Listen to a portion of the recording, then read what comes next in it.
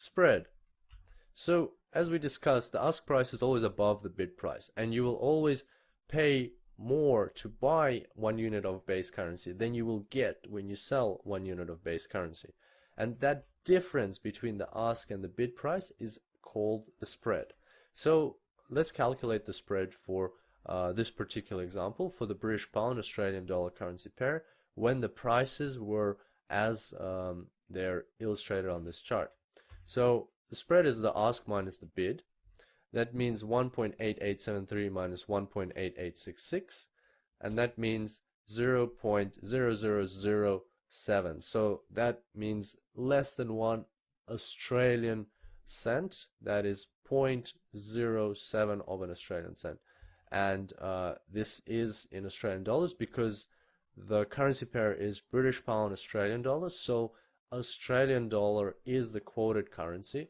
Remember our examples with apples. So British pound here is like the apple, and Australian dollar is the currency that it's been valued in. So in this instance, the spread is 0.07 of an Australian cent, which is very low in our kind of understanding of the world, that when we go to an exchange booth, the spread is usually at least a couple of cents, maybe $1 or so on certain currency pairs. But on the forex market, the spreads are very low, and this is called very tight spreads.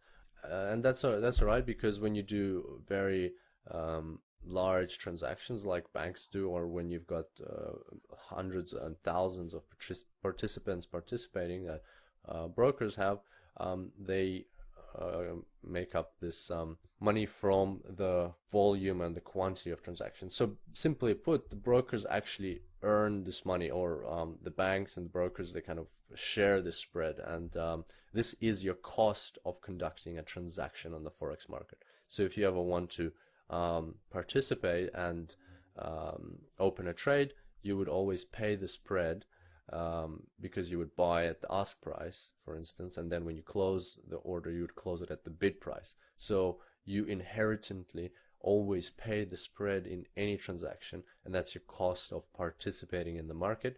And whether or not you make money, that's completely up to you. And that in a good broker, that has nothing to do with them. They make money off spreads and other things like commissions and swaps, which we'll talk about later.